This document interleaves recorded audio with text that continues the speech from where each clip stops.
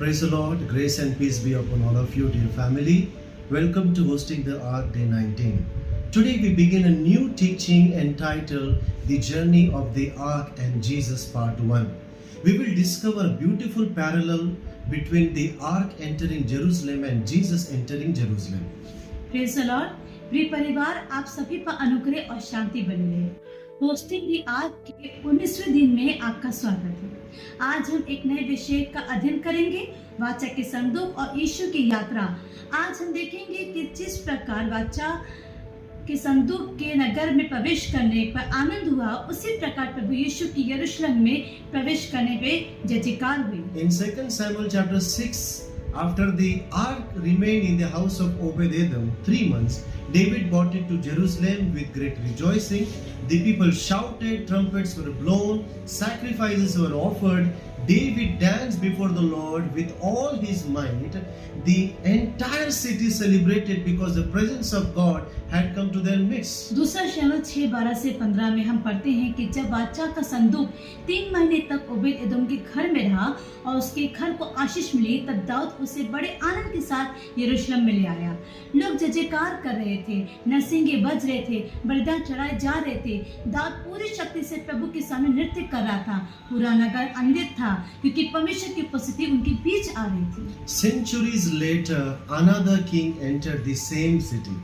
According to Matthew 21:8-9, Jesus entered Jerusalem riding on a donkey. The people spread their garments on the road, waved palm branches, and cried, Hosanna to the Son of David. Blessed is he who comes in the name of the Lord.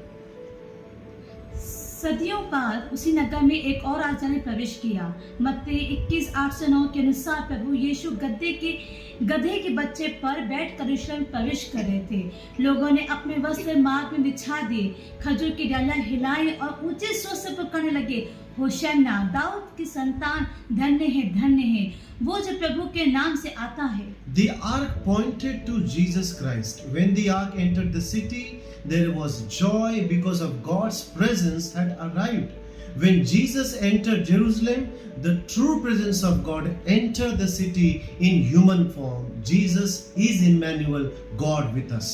वाचा का संदूक प्रभु यीशु की ओर संकेत करता था। जब संदूक नगर में आया, तब लोगों ने परमेश्वर की उपस्थिति का स्वागत किया, और जब प्रभु यीशु आए, तब स्वयं परमेश्वर मनुष्य के रूप में अपने लोगों के बीच आ गया।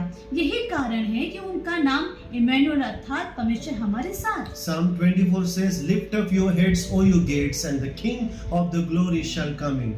Every heart is like a city with gates. Christ still desires to enter every heart, every home and every churches. भजन संहिता 24 कहती है, हे फाटकों, अपने सिर ऊंचे करो ताकि महिमा का राजा प्रवेश करे।